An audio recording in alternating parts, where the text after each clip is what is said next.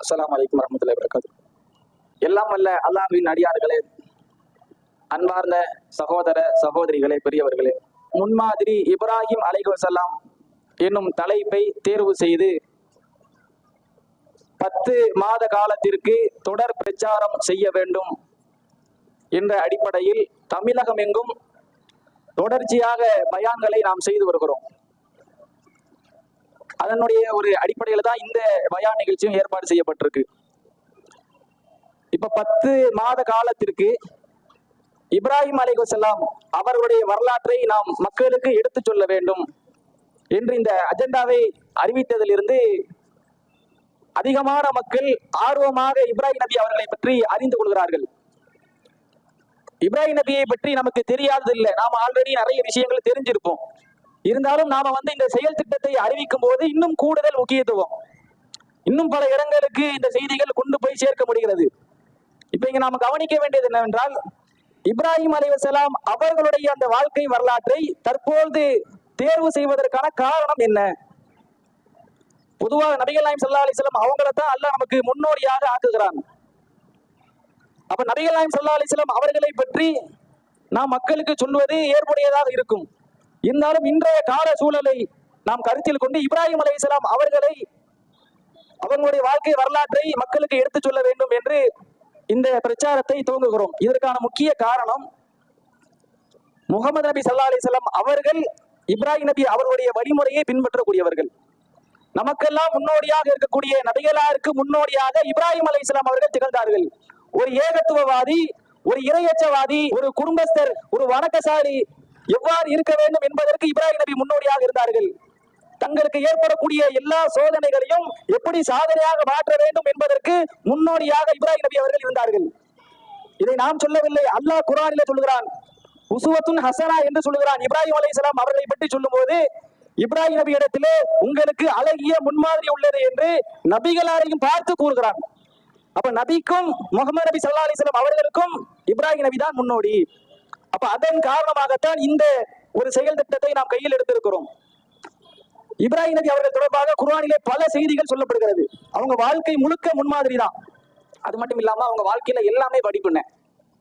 அல்லாஹ் குறிப்பிட்டு சொல்லும் போது, தந்தைக்காக மன்னிப்பு தேடியதுல மட்டும் இல்ல, மத்த எல்லாத்துலயும் முன்மாதிரின்னு சொல்லிட்டான். இப்ப இந்த எல்லா விஷயங்களிலும் முன்மாதிரியாக இருக்கக்கூடிய நபியை அறிந்து வைத்திருக்கிற நாம் அதை நம்முடைய வாழ்வில் நடைமுறைப்படுத்துகிறோமா? இப்ராஹிம் நபி தனி மனிதராக இருந்தாங்க, சோதனைகள் எல்லாம் சாதனையாக்குனாங்க, குடும்பத்தார்களையும் பாலைவனத்துல விட்டு வந்தாங்க. இப்படி எல்லாம் தெரிந்திருக்கிற நாமோ அதை நடைமுறைப்படுத்துறதுக்கு முன் வரோமா என்பது இன்னொரு முக்கியமான காரணம்.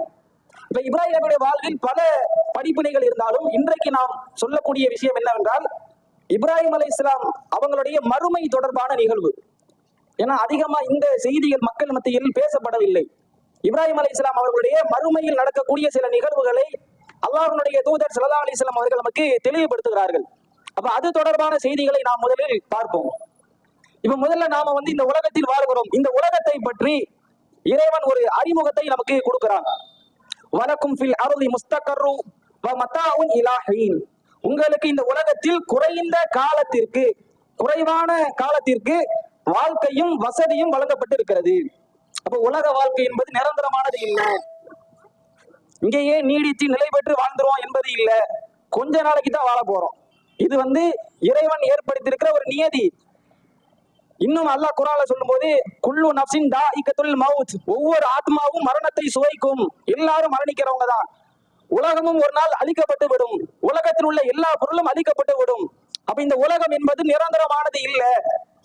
இந்த உலகத்திற்கு பிறகு மறுமை என்ற வாழ்க்கை இருக்கிறது, சொர்க்கம் நரகம் என்ற வாழ்க்கை இருக்கிறது.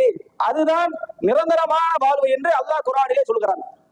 அப்ப அந்த நிரந்தரமான வாழ்விற்கு நாம் செல்ல வேண்டும் என்று சொன்னால் இந்த உலகத்தில் நல்ல முறையில வாழ்ந்திருக்கணும். இந்த உலகத்தில் அல்லாஹ் சொல்லி தந்த அடிப்படையில் நாம் வாழ்ந்திருக்க வேண்டும். இன்னைக்கு நம்முடைய குடும்பத்தார்கள், உறவினர்கள் எத்தனையோ நபர்கள் மரணித்திருப்பார்கள். அவங்களை எல்லாம் நீங்க கொஞ்சம் கற்பனை செஞ்சு பாருங்க. இன்னைக்கு அவங்க என்ன செஞ்சு கொண்டு இருக்கிறாங்க?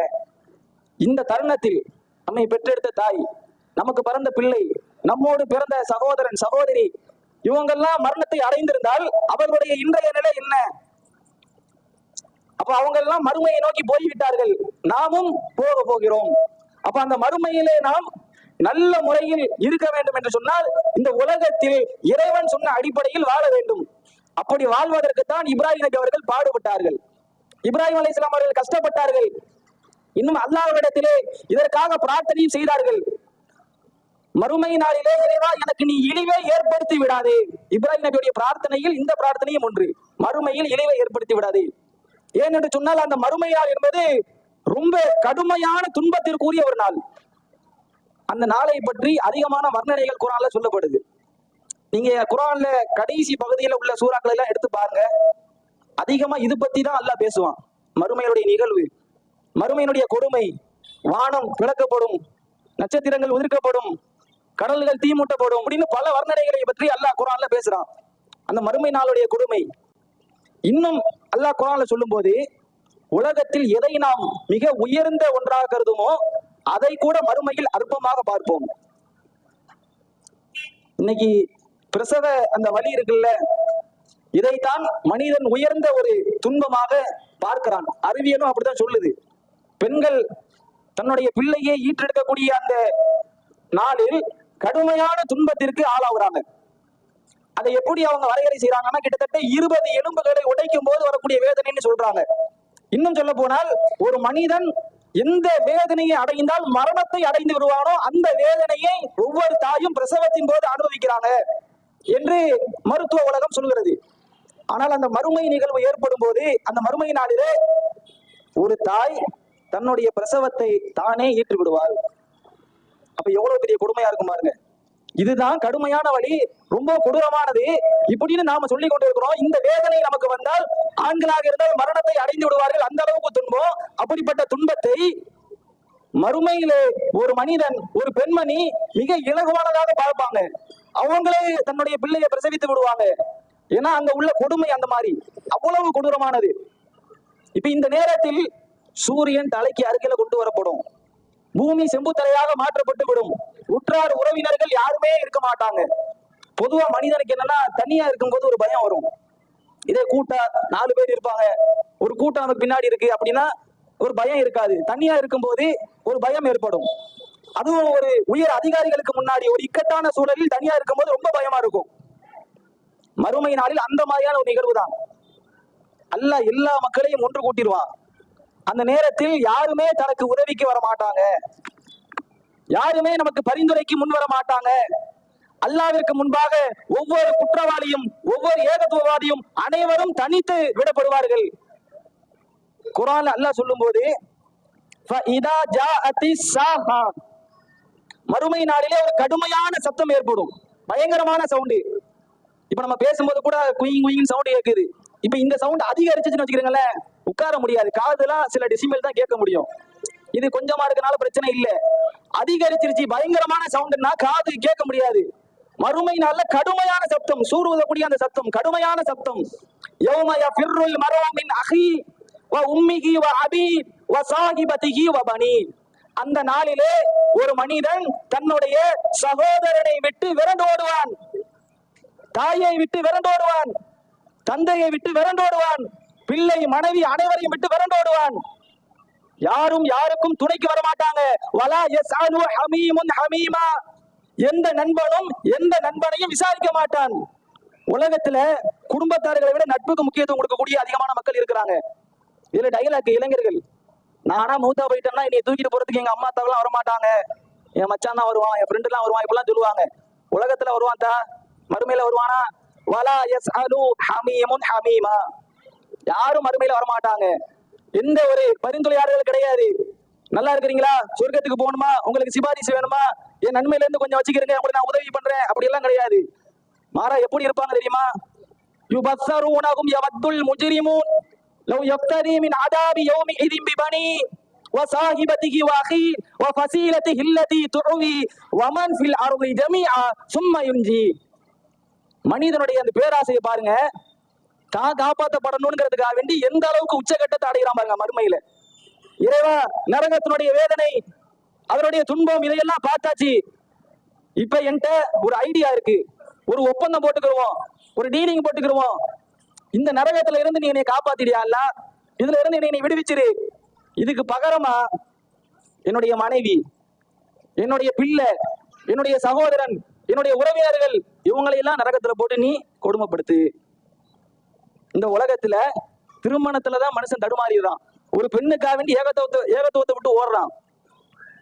இப்படிப்பட்டவன் சொல்லுவான், அழகான மனைவி, அன்பான மனைவி, என் மனைவி மாதிரி வேற மனைவியே கிடையாதுலாம் வர்ணனை சொல்லக்கூடியவன் மறுமையில சொல்லுவான், அந்த மனைவியை முதல்ல தூக்கி நரகத்துல போடு, என்னைய காப்பாத்தியா அல்ல. என் பிள்ளை இருக்கா, பல வருஷங்கள் கஷ்டப்பட்டு பெற்ற பிள்ளை, அந்த பிள்ளை கேட்டானுங்கிறதுக்காண்டி எல்லாத்தையும் செஞ்சேன். அந்த பிள்ளை இப்படி திருமணம் பண்ணேன்னு சொன்னாலே நான் செஞ்சேன். அந்த பிள்ளை ஆசைப்பட்டான்னு சொல்லி எல்லாத்தையும் நான் அவனுக்கு வாங்கி கொடுத்தேன். அந்த பிள்ளையை தூக்கி நரகத்துல போடு, மறுமையில சொல்லுவான். சொந்த பந்தங்கள் இன்னைக்கு யாருக்காக வேண்டி நாம மார்க்கத்தை உடைக்கிறோமோ, தூக்கி வீசுகிறோமோ, என் சொந்தம் அப்படி சொல்லிடும், சொந்தம் மகச்சிரும், சொந்தக்காரங்களை விட்டுட்டு எப்படி போறது, இப்படி எல்லாம் யாருக்காக வேண்டி இஸ்லாத்தை தூக்கி வீசுறோமோ அந்த சொந்தக்காரனை மறுமையில இந்த மனிதர் சொல்லுவான், அந்த சொந்தத்தை எல்லாம் தூக்கி நரகத்துல போடு. இவங்க எல்லாம் பத்தலையா? உலகத்துல ஆதம் அலைஹிஸ்ஸலாம் அவங்க காலத்துல இருந்து இன்று வரைக்கும் ஏராளமான மக்கள் இருக்கிறாங்க. எல்லாத்தையும் தூக்கி போட்டுறியா அல்லாஹ், என்னைய மட்டும் நீ காப்பாத்திடு. இப்படி மறுமையில போய் நிக்கக்கூடிய நிகழ்வு இது ஏதோ சாதாரண மனிதருக்கு ஏற்படக்கூடிய நிகழ்வு கிடையாது. இப்ராஹிம் அலைஹிஸ்ஸலாம் அவங்களுக்கும் இந்த நிகழ்வு தான். இந்த நேரத்துல எங்களுக்கு ஒரு பரிந்துரையாளர் வேணுமே, சிபாரிசு செய்யணுமே, என்ன செய்யறது? மக்கள் எல்லாம் கூடி பேசிக்கிடுவாங்க, வாங்க நம்மள நபிமார்கள்ட்ட போவோம். சாதாரண மனிதர்களுக்கு எல்லாம் அதான் முடியாது, பேசாம நபிமார்கள்ட்ட போய் கேட்போமே, வாங்க நபிட்ட போவோம். ஆதம் அலைஹிஸ்ஸலாம் போறாங்க, முதல் மனிதர் போய், நீங்க தான் முதல் மனிதர், அல்லாஹ் உங்களை தன்னுடைய கரத்தால படைச்சான், உங்களை சொர்க்கத்துல விட்டான், வானவர்களா உங்களுக்கு பணிச்சாங்க, எங்களுக்காண்டி கொஞ்சம் பார்த்து இறக்கம் காட்டுங்களேன், சிபாரிசு பண்ணுங்களேன், அல்லாட்ட கொஞ்சம் பேச்சுவார்த்தை நடத்துங்களேன். அவங்க என்ன சொல்லுவாங்க, இங்க ஏன் நிலைமை என்னன்னு தெரியலையப்பா, லஸ்து ஹுனாக்கும், நீங்க நினைக்கிற இடத்துல நான் இல்லப்பா, நீங்க வேணா என்ன செய்யுங்கன்னா நூஹ் அலைஹிஸ்ஸலாத்தை போங்க அப்படின்னு வழிகாட்டி விடுறாங்க.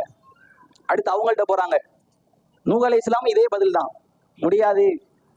அவங்க என்ன செய்வாங்கன்னா உலகத்துல தன்னுடைய பிள்ளைக்காக வேண்டி ஒரு துவாவை கேட்டுருவாங்க, இறைவா என்னுடைய பிள்ளை என் குடும்பத்தை சார்ந்தவன் இல்லையா, என் குடும்பத்தை நீ காப்பாத்துவேன்னு சொல்லலையான்னு சொல்லி துவா செஞ்சிருவாங்க.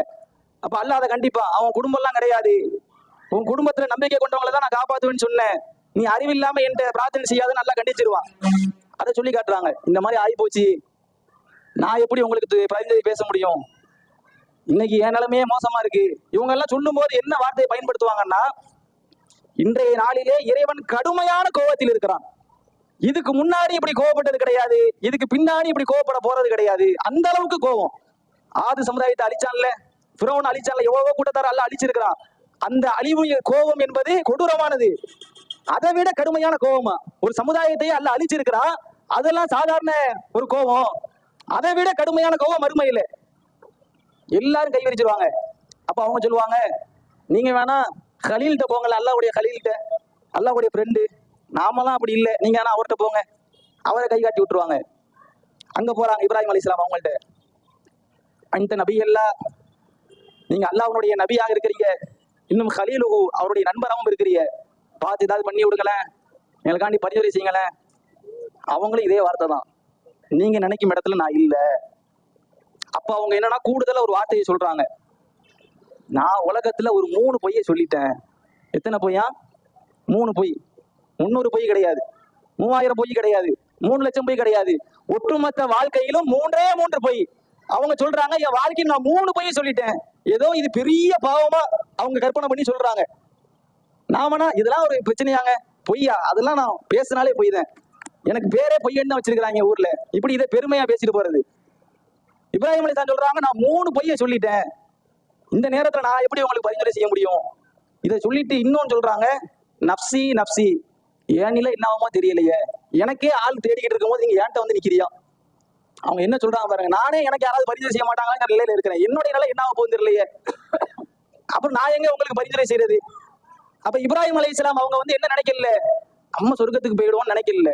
ஆனா நாம என்ன நினைக்கிறோம், ஆனா சொர்க்கத்துக்கு போயிடுவேன், நானா எவ்வளவு தொழுகை தொழுகிறேன், நம்ம தொழுகிற லட்சணம் நமக்கு தெரியும்ல, தொழுகும் போதுதான் எதையாவது நினைச்சுக்கிட்டு நிக்கிறது, தொழுகையில முழு கவனம் இருக்காது, வருஷத்துக்கு ஒருக்கா, வாரத்துக்கு ஒருக்கா, மாசத்துக்கு ஒருக்கா, விரும்பினா நினைச்சா நேரம் இருந்தா தொழுகிறது. இந்த தொழுகையை வச்சு நம்ம போற ஆட்டம் இருக்குல்ல, என்ன மாதிரி இறையச்சவாதி கிடையாது, என்ன மாதிரி ஒரு தொழுகையாளி கிடையாது இப்படின்னு நாம, ஆனா அதெல்லாம் அல்லாட்ட பேசிக்கிடலாம், அல்லாட்ட பாத்துக்கிடலாம், நம்ம அல்லாதான். அப்ப இப்ராஹிம் அலைஹிஸ்ஸலாம் வந்து நம்ம அல்லாஹ் நினைக்கலையா? அந்த நாளுடைய கொடுமை அப்படிப்பட்டது, சும்மாலாம் போய் நிக்க முடியாது. இன்னைக்கு நம்ம யாரா இருந்தாலும் ஏத்தி பேசிடலாம், அல்லாஹ் பேச முடியுமா? உயர் அதிகாரிகளாக இருக்கும்போது கூட அவங்களுக்கு முன்ன நாம என்னன்னா தடுமாறி நிற்போம். உலகத்தையே படைத்தவன், அவனுக்கு முன்னாடி நிக்க முடியுமா? நிக்க விட முடியாது. எல்லாம் அந்த நேரத்தில் தலை குனிந்து தான் நிற்பாங்க, கைகளை கடிச்சு கொள்வாங்க. என் நிலை என்ன போய் தெரியலையே. ஒவ்வொரு நபிமார்களுடைய நிலையும் இதுதான், இப்ராஹிம் நபி அவங்களுடைய நிலையும் இதுதான். அப்ப இந்த நேரத்தில் நாம் யோசிக்க வேண்டியது என்னவென்றால், நம்மை காப்பாற்றுவதற்கு மறுமையில் யாரும் வரமாட்டார்கள், குடும்பம் வராது. இன்னைக்கு இந்த குடும்பத்துக்காக வேண்டியதான் கொள்கையை தூக்கி போடுறோம். ஊர் மக்கள் வரமாட்டாங்க. ஊர் மக்கள் தப்பா நினைச்சிருவாங்களோ, திருமணத்துக்கு கூப்பிடலண்டா இவனா என்ன மனுஷன், இவன் போய் எல்லா கல்யாணத்தையும் சாப்பிட்டு வந்தானே, இவன் கூப்பிடலையே அப்படின்னு கேட்டுருவாங்களோ. ஊருக்காண்டி உலகத்துக்காண்டி செய்யறோமே, இப்படி ஊருக்கு உலகத்துக்கு செஞ்சு செஞ்சு செஞ்சு மறுமையில போய் நின்றா அந்த ஊர் உலகமே நமக்கு எதிராக வந்து நிக்குமா? இந்த நிலைமைக்கு ஆளாயிடாதீங்க. இப்ராஹிம் நபியோட நிலைமை இப்படிதான், பரிந்துரைக்கு வரமாட்டாங்க. ரசூலா சொல்றாங்க, இப்ராஹிம் அலைஹிஸ்ஸலாம் அவங்க வந்து என்னுடைய பரிந்துரை எதிர்பார்த்து இருப்பாங்க. ரசூலாவுக்கு இந்த சிறப்பு எல்லாம் கொடுத்திருக்கிறான், மக்களுக்கு பரிந்துரை செய்யற சிறப்பு. பொதுவா என்னன்னா, நபிமார்களுக்கு உலகத்துல பிரத்யேக பிரார்த்தனை உண்டு. நீங்க உலகத்துல என்ன செஞ்சுக்கிறீங்கன்னா, என்னன்னாலும் கேளுங்க, உங்களுக்கு கட்டாயம் கொடுக்கப்படும். எல்லா நபிமார்களும் உலகத்திலேயே அதை பயன்படுத்திட்டாங்க. ரசூல்லா மட்டும் என்ன செய்யறாங்கன்னா பாதுகாத்து வச்சிருக்காங்க. இது நம்ம சமூகத்துக்காண்டி பயன்படுத்துவோம், மக்களுக்காண்டி பயன்படுத்துவோம், பாதுகாத்து வச்சுக்கிறாங்க. அப்ப எல்லாரும் என்னன்னா கடைசியில ரசூலாட்ட போவாங்க. ரசூலா கூட என்ன மாதிரி பரிந்துரைனா, இவர் சொர்க்கம், இவரை போற்றியா இல்ல, இவர் எங்க வீட்டுக்காரர் தெரிஞ்சவர், இப்படி இல்ல.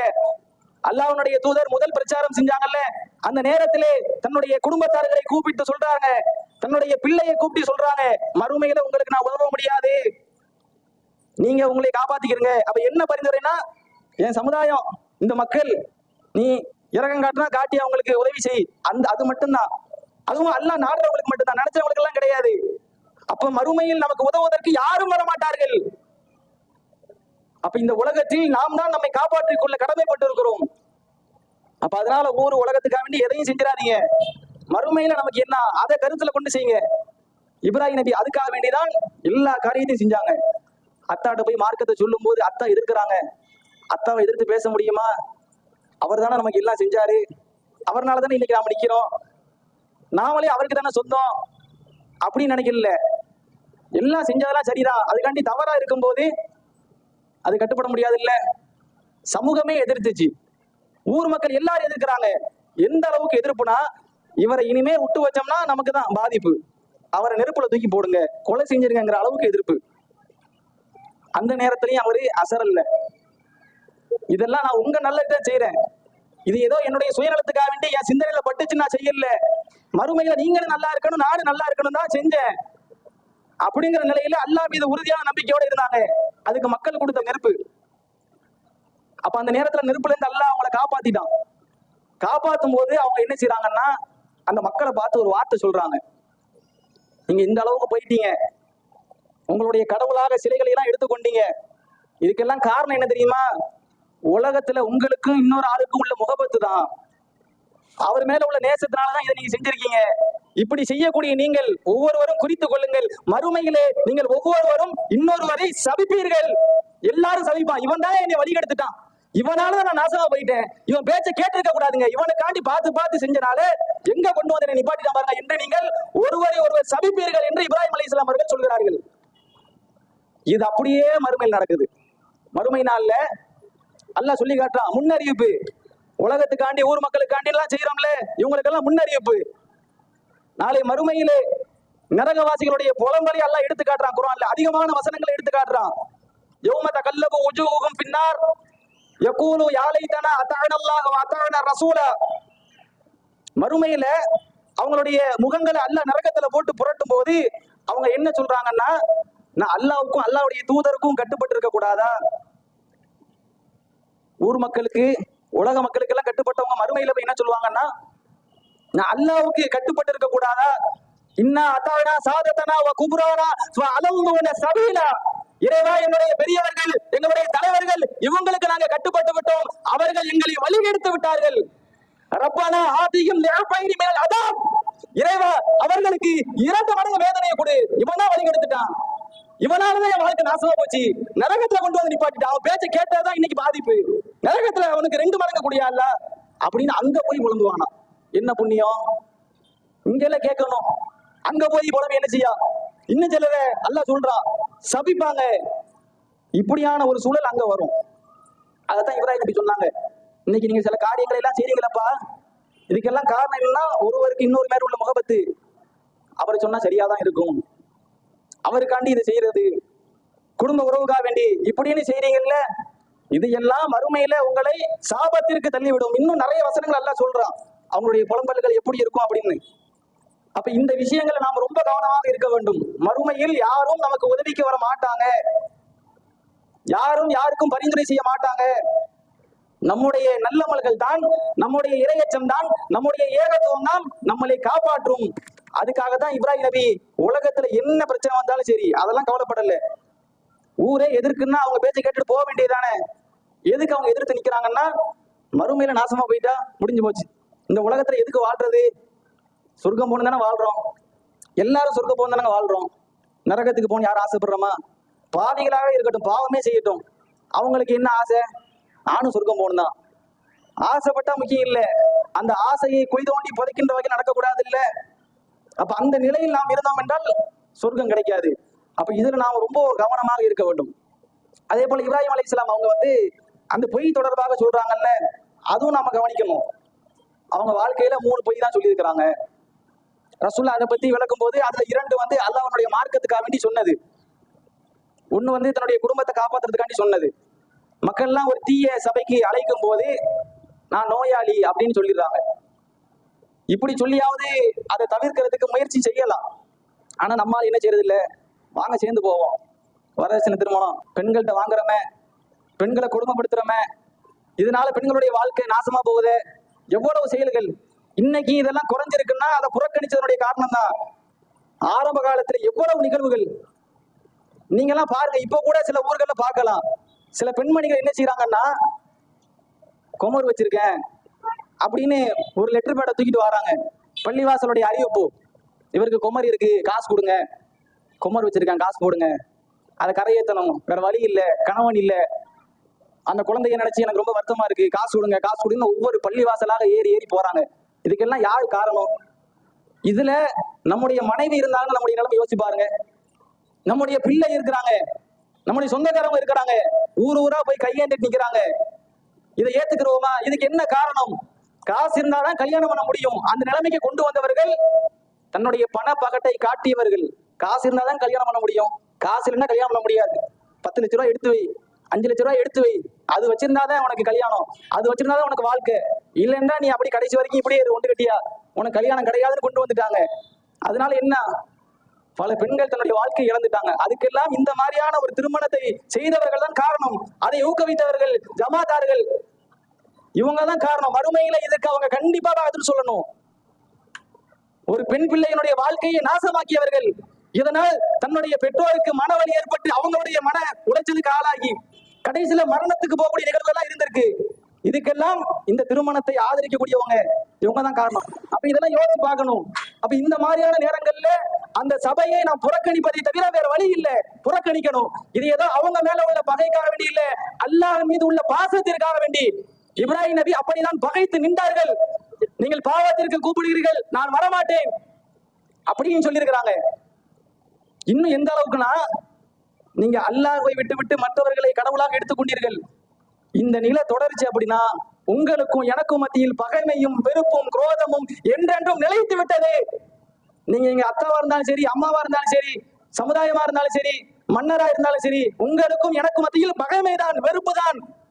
இதுல நான் என்ன செய்ய மாட்டேன், நீங்க வருத்தப்படுறீங்களா, மனசு கஷ்டப்படுறீங்களா, அதெல்லாம் பார்க்கவே மாட்டேன். இப்படி மனிதர்களுடைய அன்புக்காக நம்ம ஓடி ஓடி ஓடி கடைசியில் அல்லாஹ்வுடைய அன்பை இழந்து விடுகிறோம். இப்படி மற்றவங்களுக்காண்டி நம்ம செய்யறோம்ல, இப்படி செஞ்சதனுடைய விளைவு தான் நம்மளே அவன் நரகத்துல தூக்கி கொடுக்குறான். என் உறவினர் கூப்பிட்ட உடனே வந்தான், அவனை தூக்கி போடு. அப்ப யோசிக்கிறணும். அப்ப இப்ராஹிம் நபி ஒரு தீய சபையை புறக்கணிக்கிறதுக்காக வேண்டி இந்த மாதிரி என்ன செஞ்சாங்கன்னா நோயாளின்னு சொன்னாங்க. அதே போல அவங்க தன்னுடைய சமுதாயம் சிலைகளை எல்லாம் வெளிவிடக்கூடிய நேரத்துல அவங்க என்ன செய்யறாங்கன்னா, மக்களுக்கு புரிய வைக்கும் வகையில மற்ற சிலைகளை எல்லாம் சேதப்படுத்துறாங்க. அதை நீங்க தான் சேதப்படுத்துறீங்களான்னு கேட்கும்போது, இல்ல பெரிய சிலை தான் சேதப்படுத்துச்சு, நீங்க வேணா அதுக்கு போய் கேட்டுக்கோங்க. எதுக்குன்னா அது பேசாதுன்னு சொல்றதுக்காக வேண்டி. இப்ராஹிம் நபி காலங்காலமா சொன்னாங்க, மக்கள்லாம் கேட்கல. அது கேட்காதுப்பா, பேசாதுப்பா அப்படிலாம் சொன்னாங்க, கேட்கல. கடைசியில இந்த நிகழ்வுக்கு பிறகு என்னன்னா அவங்களே ஒத்துக்கிட்டாங்க, அது பேசாது கேட்காது, அதுக்கு போய் கேட்க சொல்றியப்பா, அப்ப அதை புரிய வைக்கிறதுக்காண்டி என்ன செஞ்சாங்கன்னா இந்த மாதிரி சொன்னாங்க. அதே போல மூணாவது தருணம், அவங்களும் அவங்களுடைய மனைவியும் வந்து ஹிஜ்ரத் பண்ணி போகும்போது ஒரு தீய மன்னன் அவன் என்ன செய்யறான்னா இவங்களுடைய மனைவிக்கு தொல்லை தரும் வகையில அவங்களுக்கு பாதிப்பு ஏற்படுத்த வேண்டும் என்ற வகையில செயல்படுறான். அப்ப அந்த நேரத்தில் என்ன சொல்றாங்கன்னா அது என்னுடைய சகோதரின்னு சொல்லிடுறாங்க. அப்ப இந்த தருணங்கள்ல தான் என்ன செஞ்சிருக்காங்கன்னா பொய் சொல்லியிருக்கிறாங்க. இப்ப இது வந்து என்னன்னா பொய் அப்படின்னு நமக்கு மேலோட்டமா பார்க்க தெரிஞ்சாலும் இது மார்க்கம் வந்து ஒரு தடையான ஒரு பொய்யாக சொல்லல. ஏன்னா அல்லாஹ் குர்ஆன்ல சொல்லும் போது சித்தீகன் நபியா, அவர் உண்மையாளராகவும் நபியாகவும் இருந்தார். அல்லாவே சான்றளிக்கிறான், இப்ராஹிம் உண்மையாளர். அல்லாஹ் உண்மையாளர்னு சொல்லிட்டாங்கன்னா அதுக்கு பொய்க்கு வேலையே கிடையாது. அல்லாஹ் குர்ஆன்ல அப்படி சொல்றான், இப்ராஹிம் என்பவர் உண்மையாளர். அப்ப உண்மையாளர்னா இந்த பொய் அப்படின்னா அது வந்து மார்க்கம் குற்றமா பார்க்கல, இது பொய் தான், ஆனா குற்றம் கிடையாது. நபி ஸல்லல்லாஹு அலைஹி வஸல்லம் அவங்க சொல்லும்போது கூட சொன்னாங்க, ஒரு மனிதர் இன்னொரு மனிதருக்கு மத்தியில் சமாதானம் ஏற்படுத்துகிறார், ரெண்டு பேருக்கு மத்தியில் இணக்கத்தை ஏற்படுத்துகிறார். இப்படி ஏற்படுத்தும் போது அவர் சில விஷயங்களை சொல்றாரு, இப்படி சொல்றவரை நான் பொய்யர்னு சொல்ல மாட்டேன், ஏன்னா அப்படியாவது இணக்கத்தை ஏற்படுத்துங்க அப்படிங்கிறதுக்காண்டி சொல்றாங்க, இது பொய் கிடையாது இப்படின்னு ரசூலுல்லாஹ் சொல்றாங்க. அப்ப இந்த மாதிரி பொய்யில சில அனுமதிக்கப்பட்டது இருக்கு. அப்ப இது மாதிரியான விஷயங்கள் எல்லாம் அதுதான் நம்ம அப்படிதான் நம்ம பார்க்கணுமே தவிர இது வந்து ஒரு மிகப்பெரிய பொய்ங்கிற அடிப்படையில் பார்க்க முடியாது. ஆனா நம்ம சொல்ற பொய் இருக்குல்ல, அது எதுக்கு? பிறர் ஏமாத்துறதுக்கு, பிறர் சொத்தை அபகரிக்கிறதுக்கு, பிறருக்கு மோசடி செய்யறதுக்கு, பிறர் வாழ்க்கையை நாசமாக்குறதுக்கு, இதுக்குதான் நாம சொல்ற பொய் எல்லாம் இருக்கு. சின்ன சின்ன விஷயங்கள்ல இருந்து ஆரம்பிக்குது பொய்ங்கிறது, சின்ன சின்ன விஷயங்கள்ல இருந்தே அப்படியே பூதாகரமா ஆகுது. அது நம்ம வாழ்க்கையில் உள்ள பொய் என்பது இப்ராஹிம் நபியை போன்று வாழ்க்கை ஒட்டுமொத்த வாழ்க்கையிலேயே 3 அப்படின்னு இல்லை, எண்ண முடியாது, மூட்டை மூட்டையா இருக்கு. உண்மையை விட பொய் தான் அவ்வளவு அதிகம், அவ்வளவு பொய், எல்லாத்துலயுமே எடுத்ததெல்லாம் பொய், பொய்யை தவிர வேற எதுவுமே இல்லைன்னு சொல்ற அளவுக்கு பொய், பேசுறது ஃபுல்லா பொய். இப்படி அதிகமான பொய்களை நாம் பேசுகிறோம். இதுவெல்லாம் எதுக்குன்னா மக்களுக்கு மத்தியில நன்மையை ஏற்படுத்தணுங்கிறதுக்காக வேண்டியா? தன்னுடைய செல்வம் பாதுகாக்கப்படணும், தன்னுடைய கௌரவம் பாதுகாக்கப்படணும், பிறரை இழிவுக்குள்ளாக்கணும், அதுக்காக வேண்டி சொல்லப்படக்கூடிய பொய். அப்ப இந்த பொய்யை கொண்டு வந்து என்ன செய்யக்கூடாதுன்னா இப்ராஹிம் நபியோட ஒப்பிடக்கூடாது. இப்ராஹிம் அலைஹிஸ்ஸலாம் அவங்க அந்த மறுமையில இது மாதிரியான ஒரு நிகழ்வையும் சந்திக்கிறாங்க. அதே போல மறுமையில் நடக்கக்கூடிய இன்னொரு நிகழ்வு, ஸ்டார்டிங்ல அல்லாஹ் வந்து மனிதர்களை எழுப்பும் போது நிர்வாணமாக எழுப்புவதாக அல்லாஹ்வுடைய தூதர் ஸல்லல்லாஹு அலைஹி வஸல்லம் அவங்க சொல்றாங்க. ஒவ்வொரு மனிதனும் இந்த உலகத்தில் எப்படி பிறந்தானோ அதே போன்று எழுப்பப்படுவான். விருத்த சேதனம் செய்திருக்க மாட்டாங்க, செருப்பு அணிஞ்சிருக்க மாட்டாங்க, ஆடை அணிஞ்சிருக்க மாட்டாங்க, நிர்வாணமாக எழுப்பப்படுவார்கள். இப்படியான ஒரு சூழல். இப்ப இந்த நேரத்துல வந்து ஆயிஷா ரலியல்லாஹு அன்ஹா அவங்க வந்து ரசூலுல்லாஹ்ட்ட கேக்குறாங்க, அல்லாஹ்வுடைய தூதரே இது எப்படி, ஆண்கள் பெண்கள்லாம் இருப்பாங்களே? அப்ப ரசூலுல்லாஹ் சொல்றாங்க, அது மறுமை நாள் என்பது நம்ம கற்பனைக்கு எட்டாதது, அதனுடைய கொடூரம் அவ்வளவு பயங்கரமா இருக்கும். நம்ம ஆரம்பத்திலே பார்த்தோம்ல, அது கூட இன்னும் பல விஷயங்கள் சொல்லப்படுது. அவ்வளவு கடுமையான நேரத்துல மனிதனுக்கு வந்து தன்னுடைய நிலை என்ன ஆகுமோ அப்படிங்கிற அந்த சிந்தனை மட்டும் தான் இருக்கும். உயிர் ரொம்ப ஊசலாட்டத்தில் இருக்கும் போது மற்றதை பத்தி எல்லாம் நமக்கு என்ன வராது. அப்ப அந்த மாதிரியான ஒரு நிகழ்வு ஏற்படுது. அப்ப அல்லாஹ் என்ன செய்யறான்னா இப்ராஹிம் அலைஹிஸ்ஸலாம் அவங்களுக்கு கௌரவம் அளிக்கிறான்.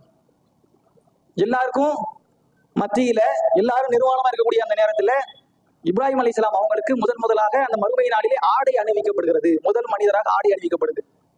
எவ்வளவு பெரிய கௌரவம் பாருங்க. இன்னைக்கு உலகத்துல எதை நாம விருப்பம், இந்த மான விஷயங்கிறது மற்றதை விட ரொம்ப உயர்ந்ததை நம்ம பார்க்கிறோம். இன்னைக்கு உலகத்துல இந்த மாதிரியான ஒரு நிகழ்வெல்லாம் நம்ம நிகழ்ந்துடக்கூடாதுன்னு இருக்கிறோம். இருந்தாலும் இன்றைக்கு கலாச்சாரம் என்ற பெயர்ல சில சீர்கேடுகள் அதிகரிக்குது. பெரும்பான்மையான மக்களுடைய நிலைமை என்ன? தன்னுடைய மானத்திற்கு எந்த ஒரு பாதிப்பும் வந்துடக்கூடாது என்று நினைக்கிறோம். மறுமை நாள்ல ஒட்டுமொத்த மனிதர்களும் இப்படிதான் இருப்பாங்க. அப்ப அந்த நேரத்தில் முதலில் ஆடை அணிவிக்கப்படக்கூடியவர் இப்ராஹிம் அலைஹிஸ்ஸலாம். அவங்களுக்கு தான் ஃபர்ஸ்ட் அல்லாஹ் ஆடை கொடுக்குறான். இந்தாங்க. எதுக்கு இந்த சிறப்பு அல்லாஹ் கொடுக்குறான்? எத்தனையோ மக்கள் இருக்கிறாங்கல்ல, எதுக்கு இந்த சிறப்பு? அவங்க வாழ்க்கையில செஞ்ச தியாகம், அது போல அவங்க செஞ்ச பிரார்த்தனை, மறுமையில நீ இழிவாக்கிறாத அப்படின்னு கேட்டாங்கல்ல, அந்த பிரார்த்தனை, உலகத்துல உள்ள அவங்க செஞ்ச தியாகம், அந்த தியாகத்துக்கு முன்னுவாங்க. அப்ப இப்ராஹிம் அலைஹிஸ்ஸலாம் அவங்களுக்கு அல்லாஹ் வந்து அந்த கௌரவம் அளிக்கிறதுக்கான முக்கிய காரணம் அவங்க உலகத்தில் வாழ்ந்த அந்த வாழ்க்கை, அந்த வாழ்க்கையை படிப்பனையா கொண்டு வாங்க. ஒவ்வொன்றா எடுங்க. நற்பண்பு, இப்ராஹிம் நபிட்ட என்னென்ன நற்பண்பு இருந்துச்சு? சகிப்புத்தன்மை இருந்துச்சு. இன்னைக்கு இந்த சகிப்புத்தன்மைனா இல்லாதனாலதான் ஒருவர் இன்னொருவருக்கு மத்தியில நட்பு இல்லாம போகுது, பகை உணர்வு ஏற்படுது. ஒரு சோதனை வந்தா கூட அதுக்கு சகிப்புத்தன்மை அவசியம். நோய் வந்துருச்சா, அல்லாஹ் கொடுத்துருக்காங்க, என்ன செய்யறது, இன்ஷாஅல்லாஹ் சரியாயிரும், அதுக்கு சகிப்புத்தன்மை வேணும். யாராவது எதிரிகளிடம் இருந்து விமர்சனம் வருகிறதா, என்னங்க உங்களை இப்படி சொல்றாரு, நீங்க உங்க மார்க்கத்துக்காண்டி கொள்கைக்காண்டி இப்படி உடைக்கிறீங்க, உங்களே போய் அவர் தப்பா சொல்றாரு, அப்படியே என்னைய பத்தி பேசிட்டானா விடக்கூடாது, அப்படி இல்ல. சகிப்புத்தன்மை இருக்கணும். நம்ம அவருக்காண்டியாக செஞ்சோம், அல்லாஹ்காண்டி செஞ்சோம், அல்லாஹ்ட்ட கூலி வாங்கிட்டு போயிட வேண்டியதான். அந்த சகிப்புத்தன்மை கொண்டு வாங்க. இப்ராஹிம் நபி சகிப்புத்தன்மை உள்ளவர். அதே போல இரக்க குணமுடையவர், அல்லாஹ்வுக்கு பணியக்கூடியவர், அல்லாஹ்வுடைய வசனங்களை கேட்டு அழக்கூடியவர். இவ்வளவு பண்புகள் நிறைய இருக்கு. அந்த பண்பை கொண்டு வாங்க. இப்ராஹிமுடைய பண்பு ஒண்ணு ஒண்ணா இன்னைக்கு இதை நடைமுறைப்படுத்த போறேன், இன்னைக்கு இதுன்னு கொண்டு வாங்க. இப்ராஹிமுடைய பிரார்த்தனை, இவ்வளவு பிரார்த்தனைகள் இருக்கு. இன்னைக்கு இந்த பிரார்த்தனையை ஃபுல்லா நான் உட்கார்ந்து கேட்க போறேன், இது அப்படியே மனப்பாடம் பண்ண போறேன், என் பிள்ளைக்கு சொல்லி கொடுக்க போறேன். முன்வாங்க. தந்தையிட்ட பிரச்சாரம் செஞ்சாங்க.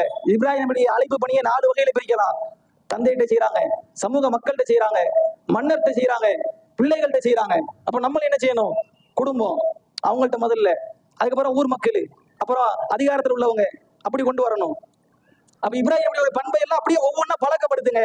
இதை நாம் பழக்கப்படுத்தி விட்டால் அந்த இப்ராஹிம் அலைஹிஸ்ஸலாம் அவங்களோட சொர்க்கத்தில் இருக்கலாம். அப்ப நாம என்ன செய்யணும்னா, இப்ராஹிமுடைய வாழ்க்கை வரலாற்று படிங்க. குர்ஆன்ல அதிகமா பேசப்படுது, அதிகமா குர்ஆன்ல பேசப்பட்ட ஒரு நபி இப்ராஹிம் அலைஹிஸ்ஸலாம். அதை படிக்க ஒவ்வொன்றா செயல்படுத்துங்க. இன்ஷா அல்லாஹ் இப்ராஹிம் நபி அவருடைய வாழ்வை நாம் செயல்படுத்தி விட்டால் நமக்கு என்ன துன்பம் வந்தாலும் சரி, என்ன பிரச்சனை வந்தாலும் சரி, என்ன எதிர்ப்பு வந்தாலும் சரி, அதையெல்லாம் ஈஸியா நம்ம கடந்து போயிடலாம். இப்ராஹிம் நபியுடைய வாழ்க்கையை நாம அதிகமா துன்பத்தை தான் பார்க்கிறோம். பெரும்பாலும் துன்பம் தானே, எல்லாத்துலயும் கஷ்டம். ஆனா அல்லாஹ்வுடைய தூதர் என்ன சொல்றாங்க தெரியுமா? இப்ராஹிமுக்கும் அவருடைய குடும்பத்தாருக்கும் நீ அருள் புரிந்ததை போன்று எனக்கு அருள் புரி. அப்படி என்ன அருள் புரிஞ்சுட்டா நம்ம யோசிப்போம், இப்ராஹிம் நபிக்கு என்ன அருள்? பிள்ளை லேட்டா கிடைக்குது, அந்த கிடைச்ச பிள்ளையும் அறுக்க சொல்றான், மனைவியை பிரிஞ்சு வாழ சொல்றான், ஊரை விட்டு போக சொல்றான், சமூகம் இது இருக்குது, அத்தா இது இருக்கிறாங்க, அடிக்கிறாங்க, துன்பம், எல்லாத்துலயும் கஷ்டம். அப்ப எங்க அவருக்கு அருள் நாம நினைக்கலாம். இதையெல்லாம் எதிர்த்து நின்றாங்கல்ல ஏகத்துவத்துல, அந்த ஏகத்துவத்தினுடைய உறுதி ஒரு அருள் தானே. இப்ராஹிம் நபி அவர்களை போன்று வாழ்ந்து மரணித்து அவர்களோடு இருக்கக்கூடிய வாய்ப்பை அல்லாஹ் நம்ம அனைவருக்கும் தர வேண்டும் என்று கூறி இந்த உரையை முடித்துக் கொள்கிறேன். அஸ்ஸலாமு அலைக்கும்.